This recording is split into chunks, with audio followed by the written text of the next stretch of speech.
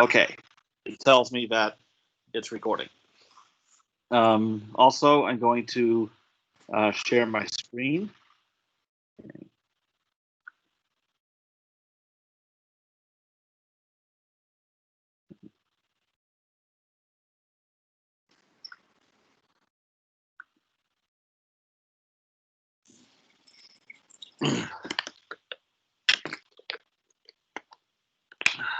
Thought I'd start with a little levity, even though this is Microsoft Teams, not Zoom.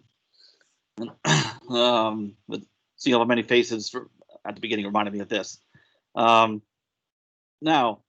in Canvas, okay, so as we see here, under discussions,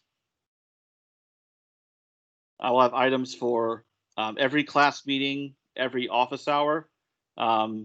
So far, just the ones for this week, and before each week, I will add discussions for new ones. Also, on the home page, all the items you need are there. Be sure to look at them. Syllabus, the announcement that was should have been sent to you or posted in Canvas this morning. How to set up your Hawks learning account. I'll be showing you Hawks in just a little bit. And actually getting to Hawks. So Hawks is integrated with Canvas. So that's how you would go to it. And then links to the class meeting discussion items are posted here. So, so just as you went here to get to this Teams meeting, after class, I will go modify. I will modify this item to include two things. Links to the video of a recorded meeting. Also, I do have some notes that I'll be preparing during class, like for going over homework problems, and the finished notes will be posted here also.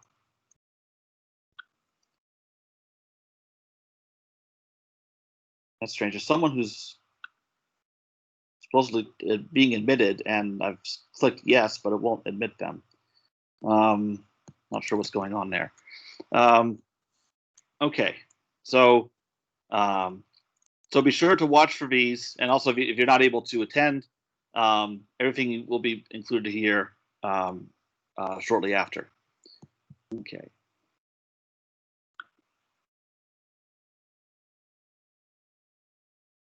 I also want to show you Hawks. So what I'm doing here is how you would normally access it from Canvas. And this is what you should see. Now, here, down below, you see all the assignments that are coming up. The first one, Chapter 1 review, will be due in 8 days. And so there's plenty of time. It's an algebra review because Math 101 is a prerequisite from this course. So I want to make sure that you're up to speed on your algebra. So be sure to try to access Hawks. Some of you have already. That's good. The rest of you, please do so soon. Now and then there are technical difficulties. And we want to make sure that A, you're able to get in, and B, that it's you're able to get in through Canvas, because what will happen is grades will be posted in Hawks in real time. Every night, like around 1 in the morning or so, they are synchronized to Canvas, and we want to make sure that is working for everybody so that you can go to Canvas and see your accurate grades at least nightly. Now, as far as the coursework is concerned, so this is the essential items from the syllabus, which I still want you to take the time to look at later.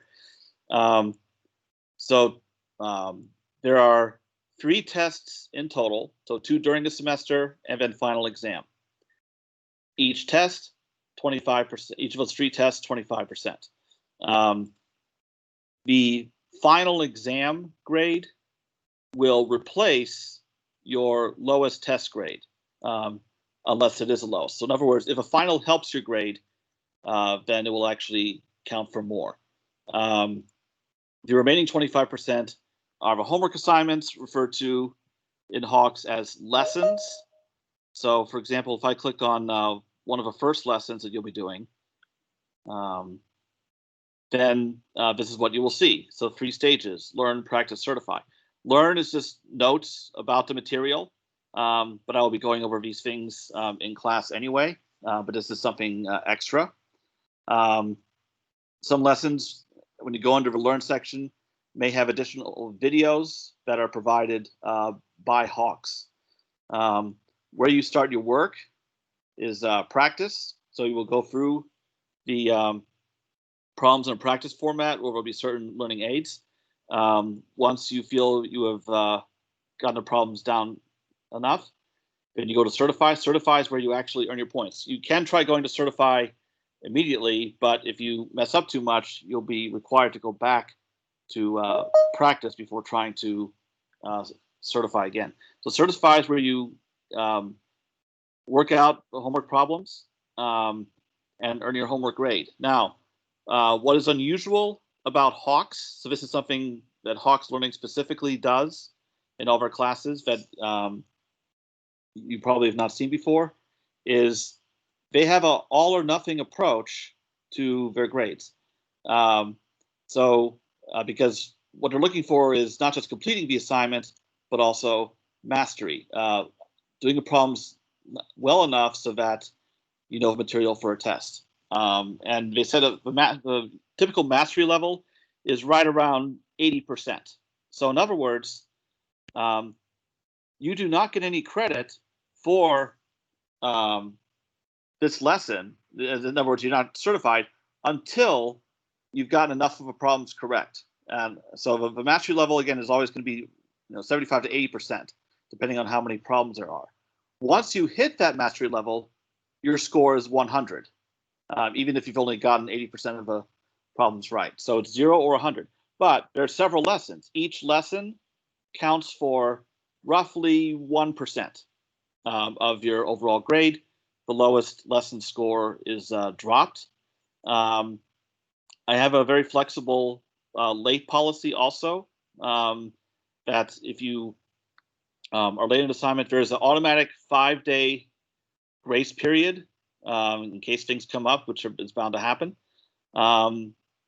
After the 5 days, then there's a late penalty, but you can still submit the assignment. So there's plenty of time to get each of these done. Lessons are always due on Tuesdays and Fridays. So that's the regular schedule. Everything is due on one of those 2 days. There's nothing this week. So next Tuesday, the 25th, is when the first assignment is due. Okay.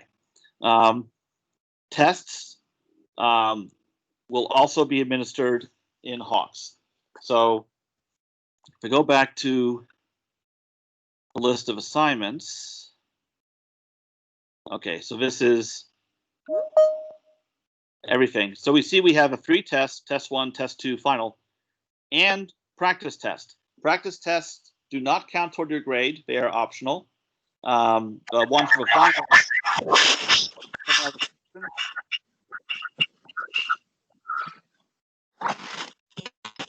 If you do not have a question, please mute yourself.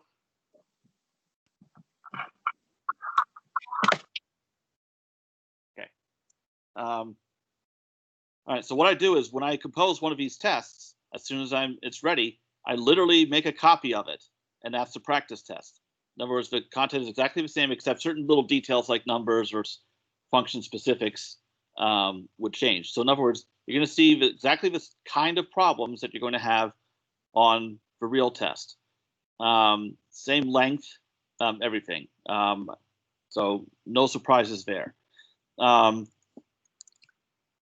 Tests will not be proctored.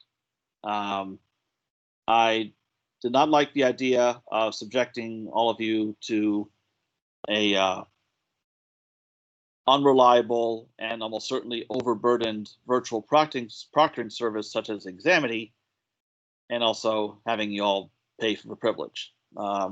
tests will have a time limit. So all of that information will be announced when we get close to the test. There'll be a test due date, but there'll be a window of time, period of a few days, during which you'll be able to complete the test. So it's not on a specific day; it just has to be completed by a certain day.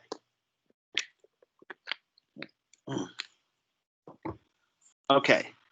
Now, does anyone have any questions about how the course is run?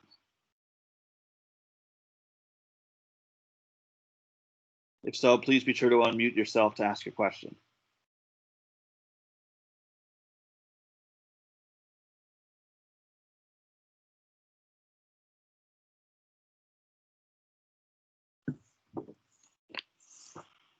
Yes, Carson. I actually purchased a access code through Barnes and Nobles. Would that be able to work for this Hawks too, for the Hawks website or whatever? Yeah, that is supposed to buy you access. Yes, sir. Yeah. So what happens is you would still go in through Canvas, but then you would enter the access code that you purchased. Yes, sir. Because it asked me to buy one through Hawks, and I couldn't charge it to my SOAR account through Hawks, so I just had to buy it through Barnes and Nobles. I was just hoping I'd be able to use it.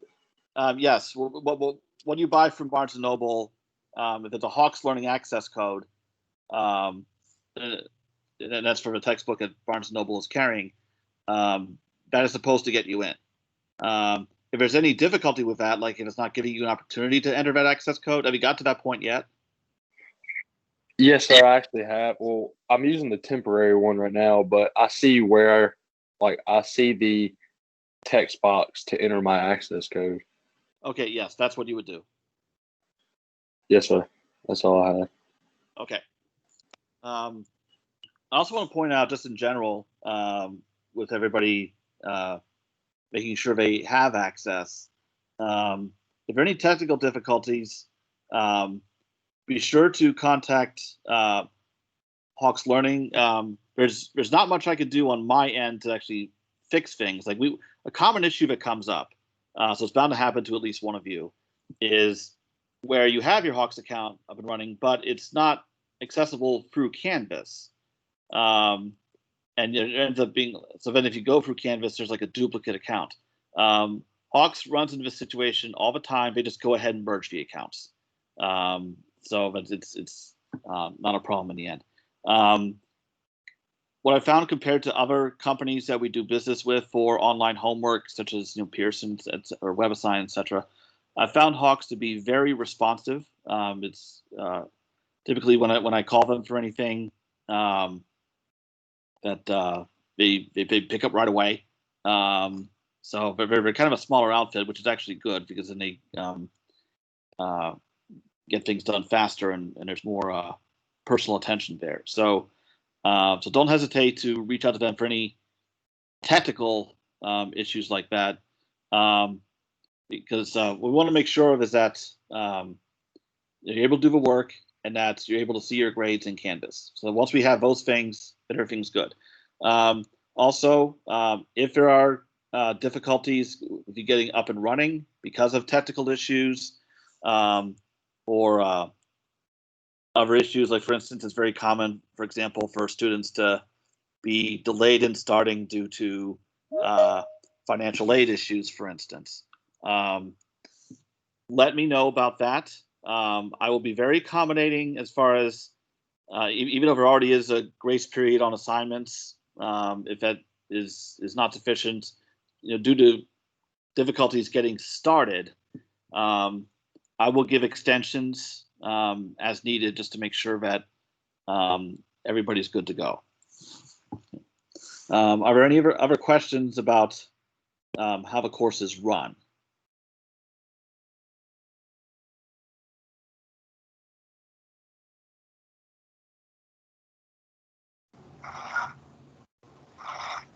Yes. Okay.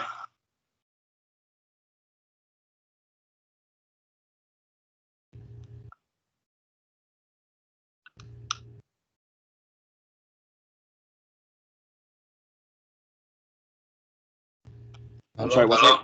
Yes. Yeah, I have a question about the ebooks on Okay. Hawkins. So I could just like go in Barnes and Nobles today and go pick it up myself face to face. Oh, you're asking if you're able to go to Barnes and Noble? Yeah, and actually get it. I'm not. Okay.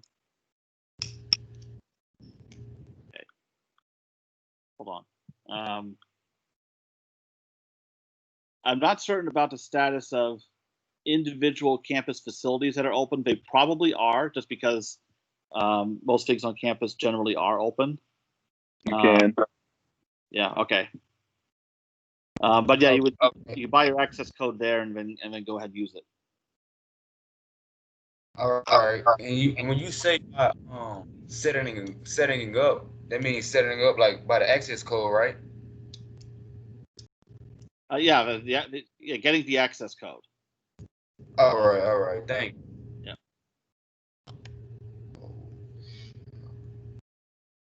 Okay, so I see there's a comment in the chat about order online, then go pick it up.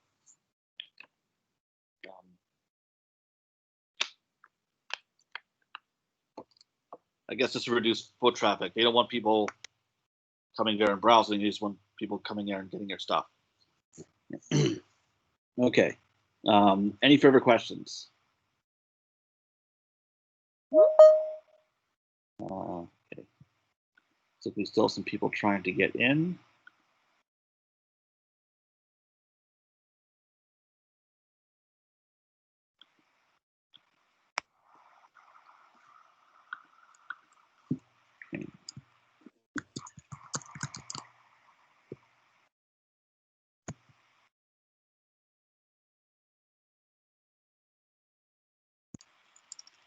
Okay.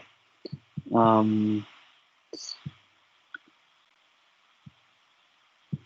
right. Now I need to unshare and reshare real quick.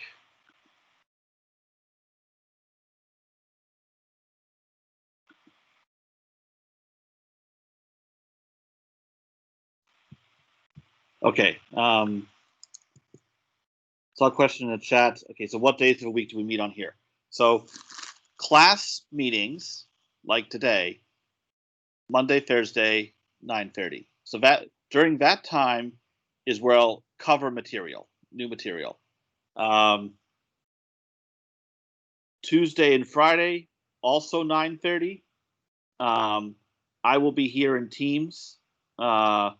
It's a dedicated group office hour. So in other words, it's for all 102 students, but only 102 students, as opposed to my other classes. And there I will take questions on homework problems. Now, with the office hours that are on Tuesday and Friday, what's going to happen is at 9:30, I'll show up here. I'll see who's here. If nobody is here, say after 15 minutes or so, and it says it's in the syllabus, then I'm out of here unless someone has let me know in advance that they do want to attend office hours. They're just going to be late, as opposed to Mondays and Thursdays, 9:30 to 10:45, or however long it takes to present the material, is when I'll be here, and hopefully many of you will be here. In all cases, any class meeting or office hour that I hold will be made available to watch in Canvas as soon as possible after it's done. Okay. All right. Now, I need to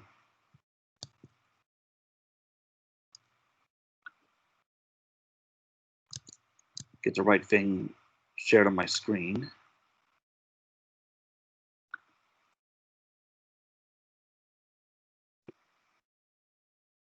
Okay, so this is what you're going to see each class meeting and possibly office hours as well when I'm covering material. So it's going to be very homework driven. In other words, my goal is at the end of every class that you now know how to do homework problems from whatever section I'm covering. So what I have here in this document are literally homework problems for your first assignment, Chapter 1 review. And I'm going to go through these. Now, your problems that you see in Hawks will be slightly different, but they will be the same types of problems. So just to maximize the relevance of what I cover in class to the actual work you're going to be doing. So any concepts I need to present, any terms I need to define, all of that will happen as I go through these problems. Now, Chapter 1 review is basically an algebra review. And I'll be spending the rest of today and also next class on Thursday going through this. The assignment for this Chapter 1 review in Hawks is due on the 25th. So after this week, you'll have a good amount of time to get that done. Because what I've found is that it doesn't seem to matter what level of class it is, whether it's 102 or something higher level, like all the way through the calculus sequence, and even junior level math major classes. What students have trouble with, far and away the most, is the algebra. And as I mentioned, the prerequisite for this class is Math 101. So you all will have taken that. Some of you, I'm sure, took it last semester, but that means you've had a whole summer to forget.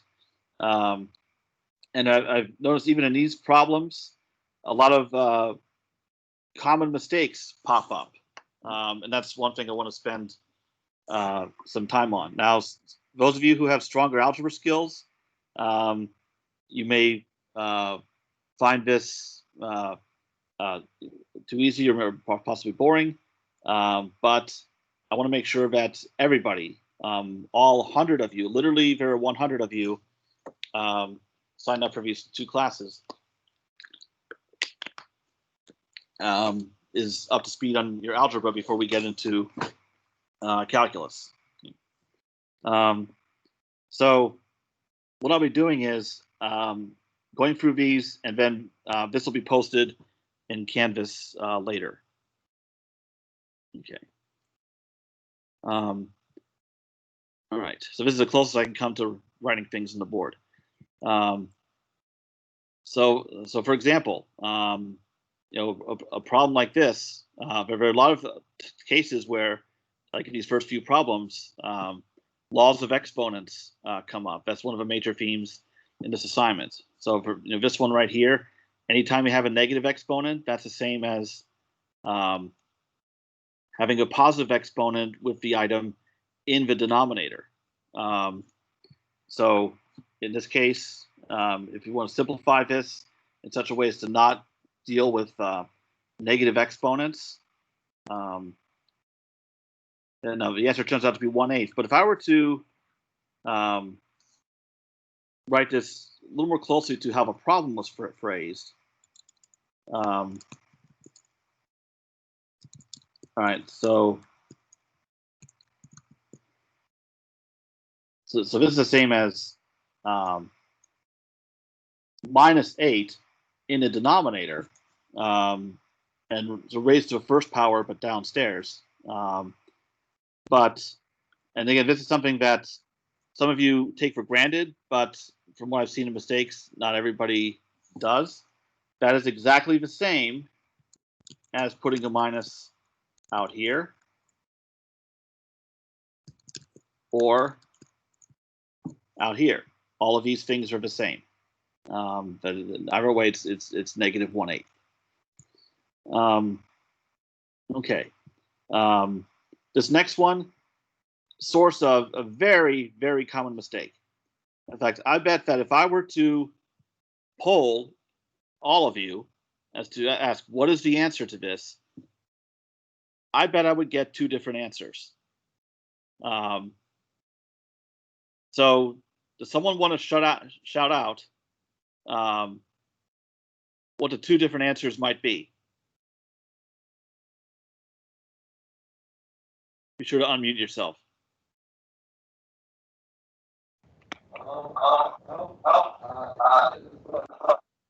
I can't hear you very well.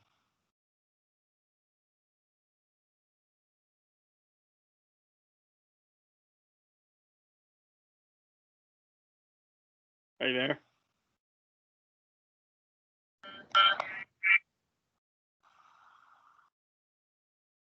Dang technology.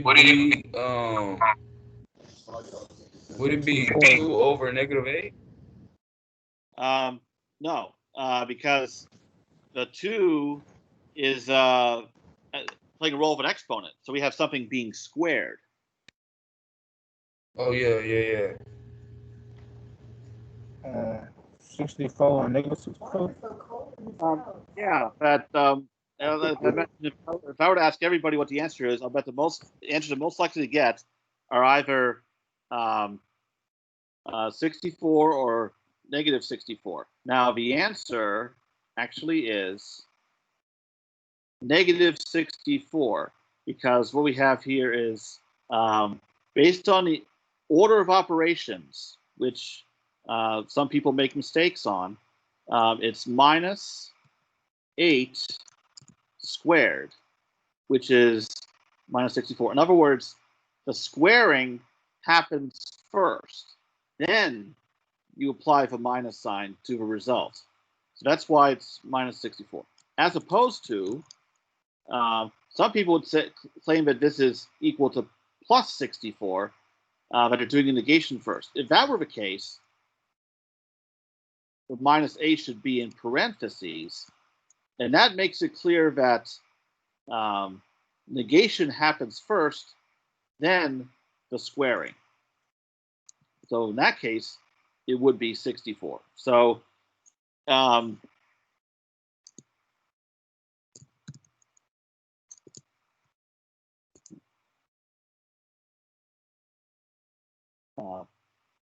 please excuse my dear Aunt Sally. That's the order of operations. Parentheses first. Here there are no parentheses. So what is the next thing that happens? E. Exponentiation happens first. Then multiplication and division from left to right. After you square and get 64, the negative here is the same as multiplying by -1. That's what negation is. So that's why negation happens last in this case, and we get a negative, and then addition and subtraction. Some of you, I'm sure, have seen these math problems that are posted on Facebook and say, what's the answer? And then you have half of people commenting and getting it wrong. And it's tempting to go in there and say, sorry, I mathematically outrank everybody here. Here's the answer, but I'm not willing to get into a Facebook fight. So parentheses first, if there are any, then do any exponentiation. Multiplication and division are the same precedent. Multiplication and division, any of those operations, left to right, then addition and subtraction are of the same rank, and then you perform those from left to right.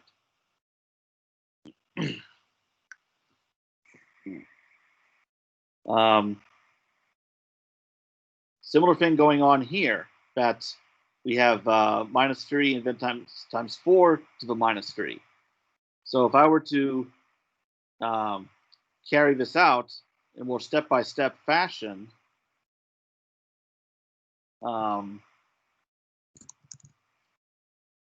here I'm rewriting this in terms of a positive exponent. So I want to check something here about, make sure anyone's trying to get admitted. Come on. Okay, nobody knew. So 4 to the -3, that's the same as 1 over 4 cubed. And then 4 cubed, that would be 64. So that turns out to be a final answer in this case. So work this out first, then carry out the negation of 3 and then the multiplication to get -3 over 64.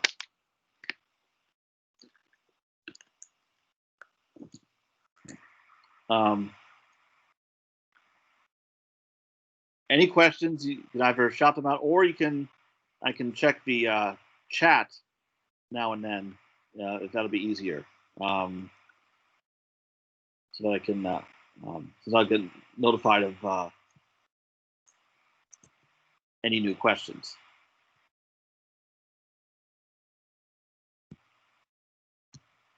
Okay.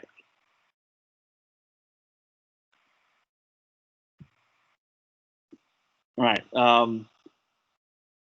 A few problems involving laws of exponents. Again, a common source of mistakes. Here we have two expressions, x6 and x to the 6 and x cubed, that have the same base. So when the bases are the same, you add the exponents when they're being multiplied together. So that'd be the same as x to the 6 plus 3, resulting in a final answer of x to the 9th.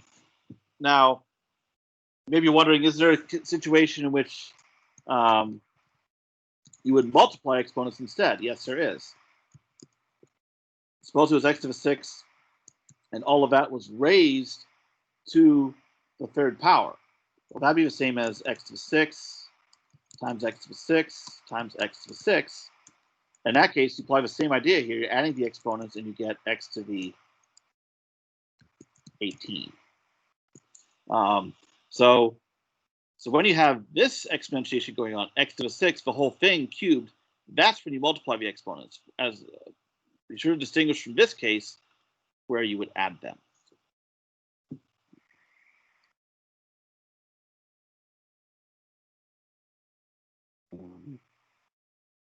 Same would apply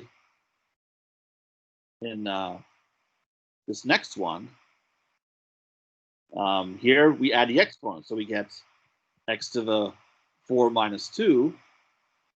Another way of thinking of it is x to the minus 2 is the same as 1 over x squared. So here are two different ways to see that the final result is going to be, okay, sorry, that's spilled over to another page, so I'm just going to push the whole problem onto a new page.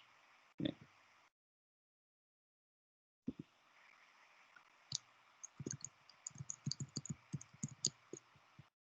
That either way, we see that this boils down to x squared.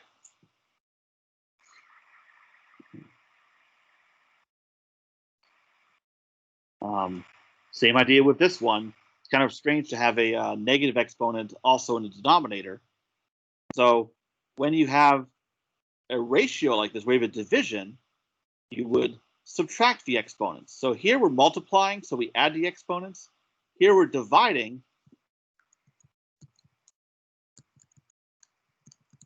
So with the same base, x,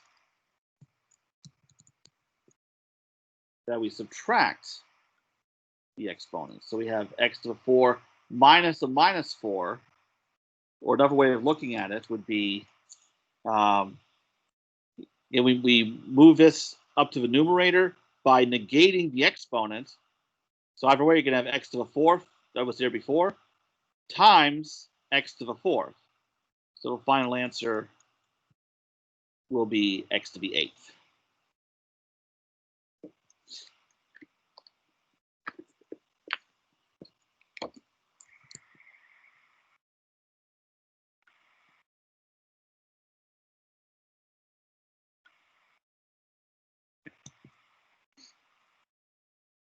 Here's one that's a little more elaborate. So what we have here is in the numerator, we can add the exponents. And we still have the x to the minus 6 down below. So the top would become x to the 7th. And dividing by x to the minus 6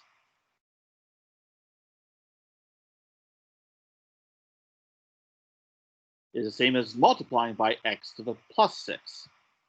So for that reason, the final answer turns out to be x to the 13th. So after class sometime, you're going to go into Hawks to go to a Chapter 1 review. These are the types of problems that you'll be seeing. Try these out and make sure you can get them, because these are the kind of operations that'll be coming up as small steps within more elaborate problems as we get into the actual calculus.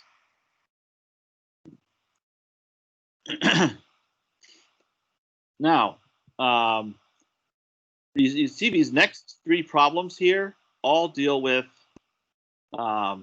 fractional exponents. And I've noticed in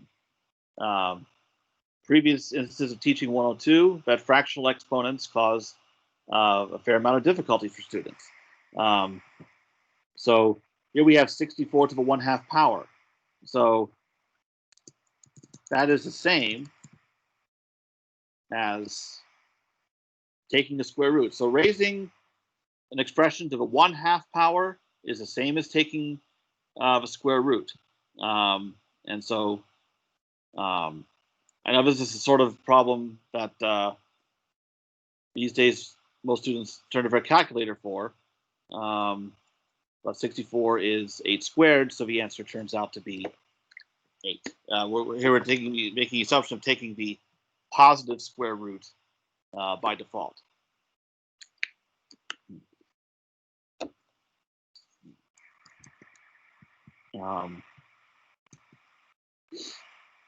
Now, this next one, same thing. I want to call attention to something that came up in a previous problem.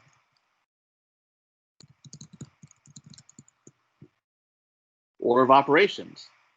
So let me move this to a new page. Okay. There are no parentheses here. So exponentiation is the first thing that happens. So we're going to get, so raising something to the 1/4 power is the same as taking the 4th root.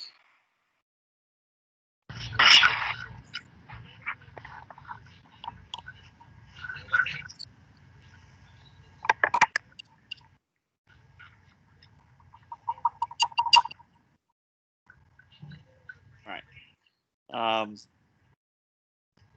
So what we have here is, so this could be rewritten as 4th root of 16, and then a minus, that's going to happen later. So that sits on the outside.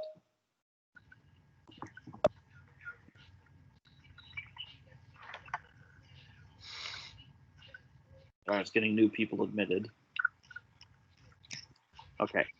Now, 16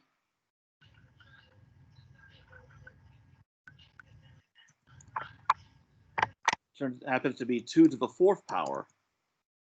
So 4th root of 2 to the 4th. The answer is going to turn out to be -2, again, because the negation happens last. Now, another way of looking at it is 2 to the 4th raised to the 1/4 power, because I've rewritten the 16 as 2 to the 4th.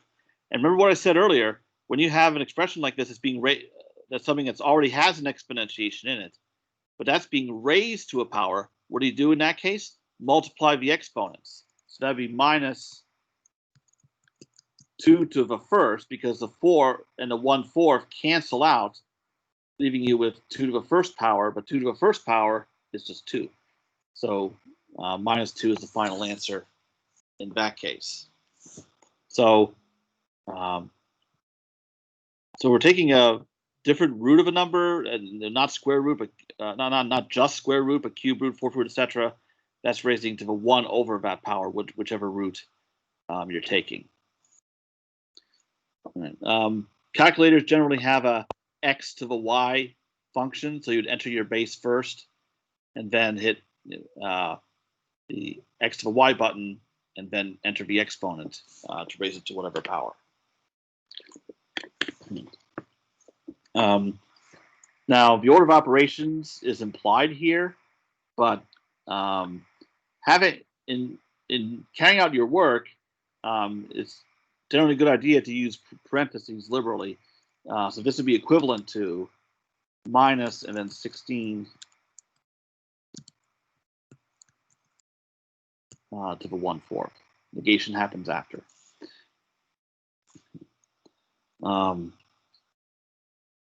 And sometimes it's necessary to go back and forth between expressions like this one that are written with a fractional exponent and rewrite them in terms of radicals, or vice versa. In fact, it'd be more common to go the other way. You have something that's written in radical notation, and you need to write it this way for performing certain operations in calculus.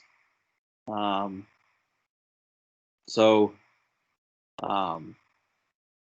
how this works is, when you have a fractional exponent like this, whatever is the numerator, that goes under the radical sign. Whatever part of the exponent is in denominator, that's going to go outside the radical sign. And I'll show you what I mean by that. The final answer. So notice, because we have 6 in the denominator, we're taking a 6 root, just like raising to the 1/2 is a square root. And then whatever's the numerator in the exponent, that power carries over to still be used as an exponent outside, under the radical sign. So this is so another way of writing this. I could write this as y to the 5th, all raised to the 1/6 power. So that may make it clearer. But just as I was taking a 4th root in the previous problem, we're taking a 6th root in this case of y to the 5th. So often in calculus, like taking a derivative, which we'll get to in the first 2 lessons, you may be given an expression like this, and you want to write it in this form. So this power goes into the numerator. This root, indication of which root we're taking, that goes into the denominator.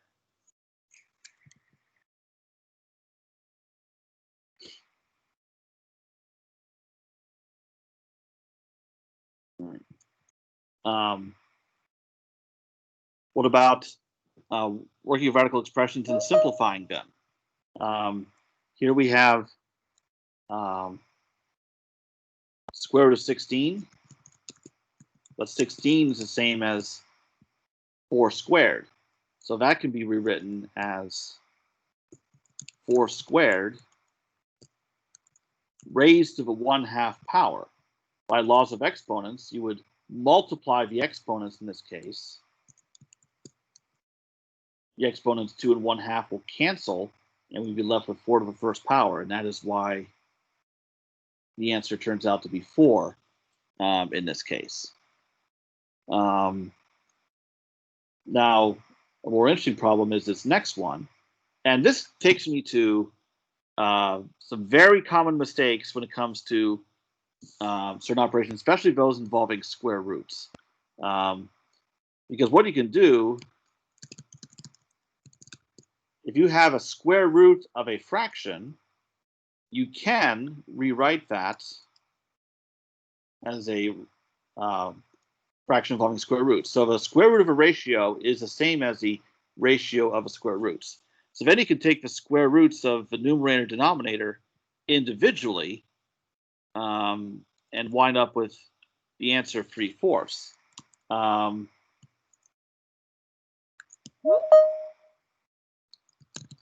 I'm going to yell, in a sense, in this document.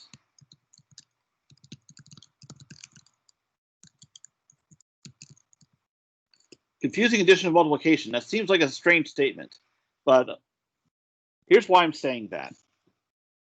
In many classes, again, even higher level classes than this one, when I'm looking at a student's work and I see that they're getting a wrong answer, so I try to find out what was the first mistake they made? At what point did they go wrong? And I found that very frequently, the root cause of them getting the wrong answer is they actually mix up properties of addition and multiplication. But if although these operations do have certain things in common, like multiplication and addition are both commutative, associative, and etc. But there are certain things that you can do with one and you can't do with the other. often relating to square root. So I'm going to give an example of what I mean by this. That relates to square roots. Okay. So here's something that you're allowed to do. If I have an expression square root of, say, xy, then I can do that.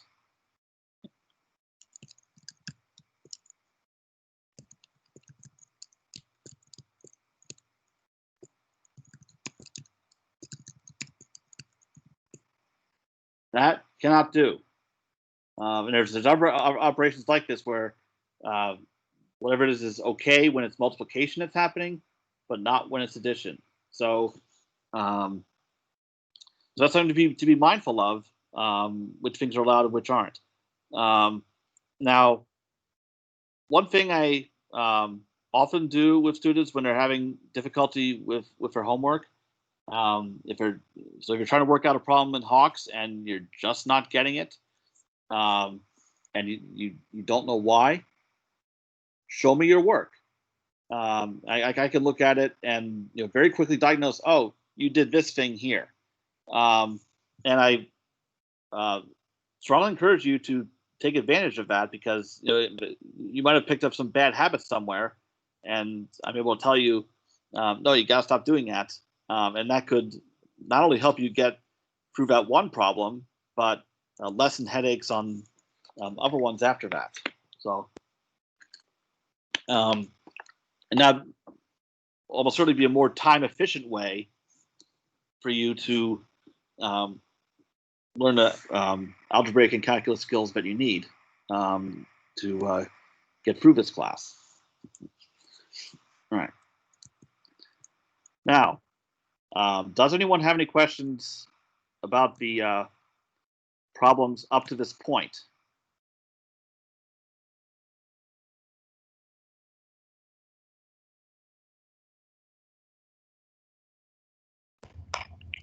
I'm kind of confused. Okay.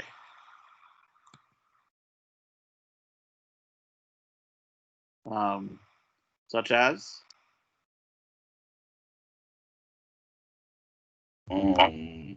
Like number 9. This one right here? Yeah. Okay.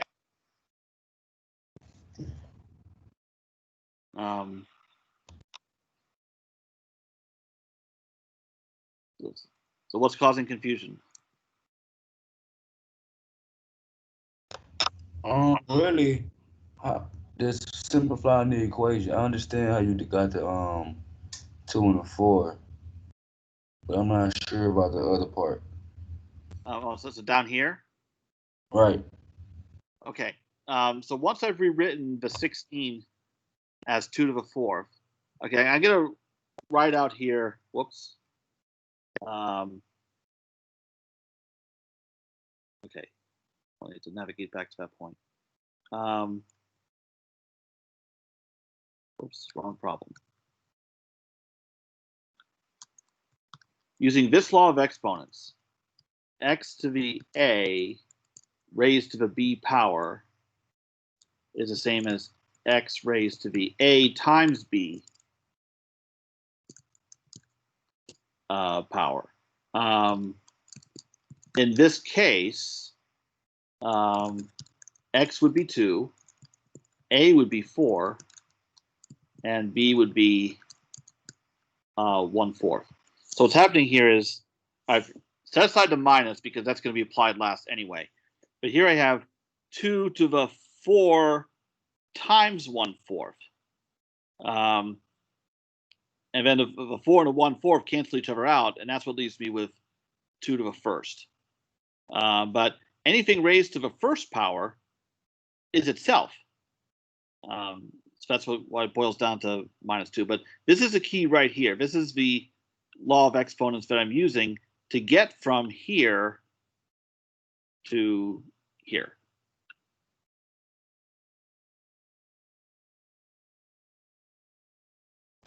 Okay. Does that answer? Yes, sir. Okay. Any other?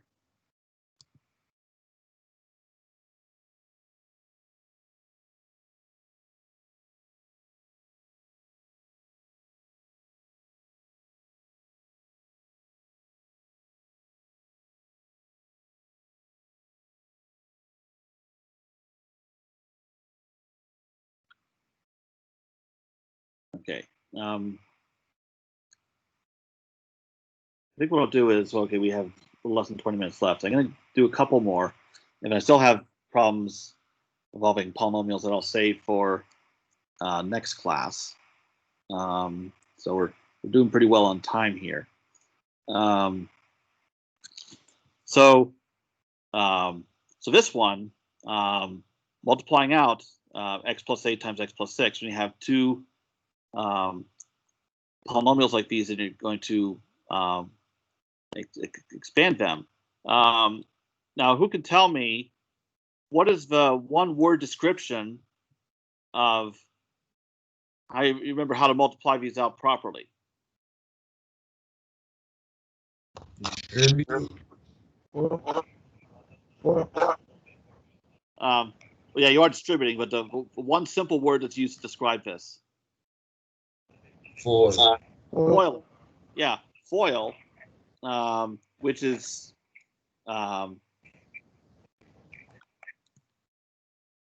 first, outside, inside, last. So in other words, you would multiply out the first terms in each. So x times x would give you x squared. Then the outside terms, x and 6, which would give you 6x. Then the inside terms, which would be I in FOIL, 8 times x, and we get that here. And then L for last, 8 times 6, and we get 48. Now, the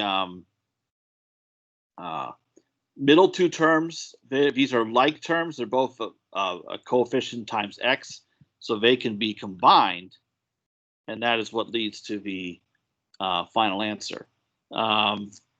Now, another way to look at it, besides foiling,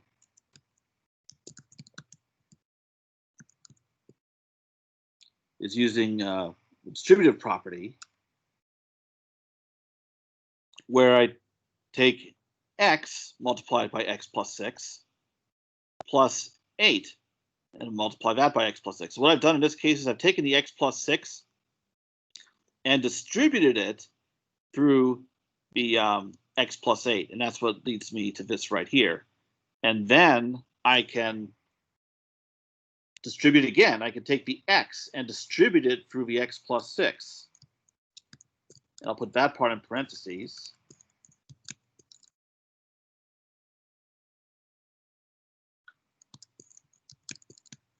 And then distribute the 8 through the x plus 6 also. And that would give me 8x plus 48, which is the same as what we have here, as it should be, certainly. Now, FOIL is very limited. So if you have these two binomials, so with only two terms, and you have only two of these and you're multiplying together, that's when FOIL applies. But what if I had, for example, something of higher degree in here? Or what if I had more than two of these being multiplied together? You could do, in some cases, foiling step by step, but that only gets you so far. But what you're always doing, or how you can always look at it, is using a distributive property.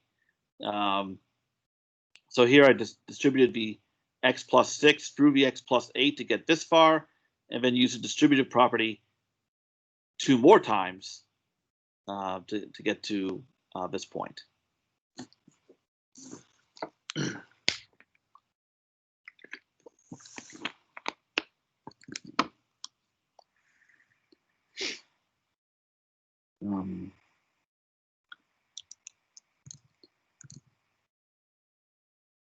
Here's a source of a very common mistake. So the goal is to simplify this. combine like terms if you can. And here we have a minus in front of this whole expression in parentheses. And what I see students often do is forget to distribute the minus through the expression in parentheses. So how that's done is, so for the first part, 5x squared minus 5x, I just go ahead and drop a parentheses there. And then when I distribute the minus, I have minus 5x squared. And then the minus times this minus. The minus has to be applied to every term in here. So here we have minus and minus. It gives you a plus. So be watchful of that. And this is why it's important to use parentheses often. And as we get to certain types of problems, I'll point out when it's a good idea to use parentheses to avoid having these sign mistakes. But this is where I'll also point out, I should have mentioned earlier, when you take tests in this class, and you take them in Hawks, Hawks will grade it for you. And then after everyone's taken the test, I will go through each test, everybody's test, manually and check them to give partial credit. Hawks does not give partial credit, but I will look at your answers, and if I see that you were on the right track, I will give partial credit. Curving the test is an option, but I don't make a decision until I see how the class as a whole has done. If you, for a homework problem, for lessons, as opposed to tests, if you feel like you really did get the right answer and Hawks marked you wrong, let me know. I will take a look at it. And I might end up telling you, sorry, you really did get it wrong, and here's why, but I will give partial credit if I can, things like that. So be sure to let me know if, because sometimes things like that do happen. So once we have this minus distributed through this expression here, this is what we get. And then the 5x squareds will cancel, and what's left is minus 5x plus 9x. But these are like terms that can be combined, resulting in a final answer of 4x. All right. The rest of the problems, okay. Most of those deal with factoring, and then there's some that deal with equations of lines. I'm going to defer those to our next class meeting, which will be on Thursday. But if any of you jump into the assignment and get to those problems right away, and you want to ask questions on tomorrow during office hour, you're welcome to do so. Okay, but in the time that we have left today, does anyone have any questions either about the problems I've been going through or anything else about the course? When you do the ebook assignment, like will it show us videos? I'm sorry, I didn't catch the last part of that. I said, will it show us videos? I believe Hawks does have videos with their lessons. I'll have to check on that, but I know in the past that they have done that. And another, is the Mav Zone open or no? I'll check on the status of the Mav Zone. I believe that they're only having certain classes meet in there, and even then, because of Dr. Bennett's ruling that we're not having anybody any classes anybody meet on campus during these first few weeks. But the Math 102 is not served by the Math Zone. What we have instead is the Math Tutoring Center, which serves 102 and other classes. And I will be posting an announcement to campus. I've recently been given some information by the Math Zone director about how the Math Tutoring Center is going to be run. There is virtual tutoring available. So I will post the information about that in Canvas. And I believe that will get started next week.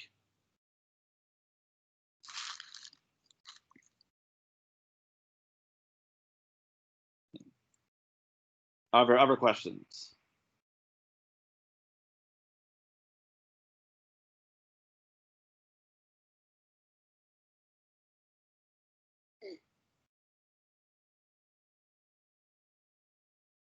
Okay. I will post a recording of this class in the discussion item in Canvas. Also, the notes that I was just going through. So these problems that will also be posted.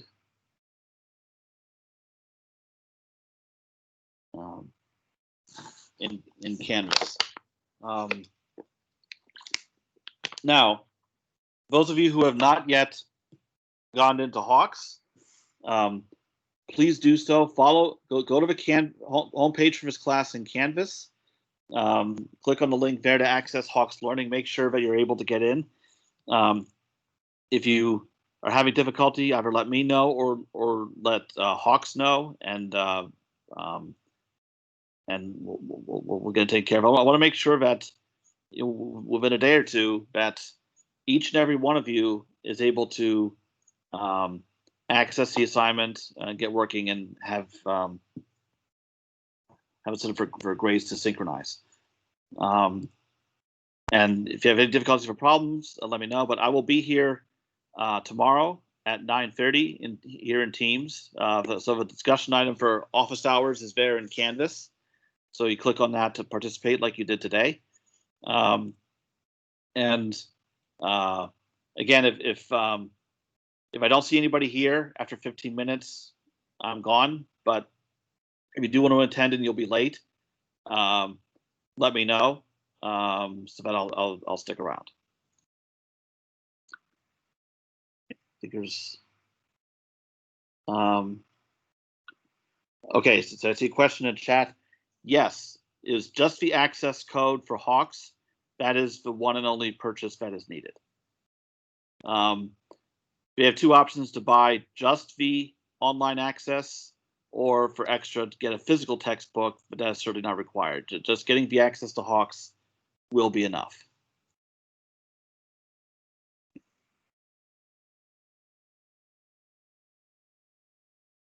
Okay. All right. So until our next class meeting, so office hour tomorrow, and then next class meeting on Thursday.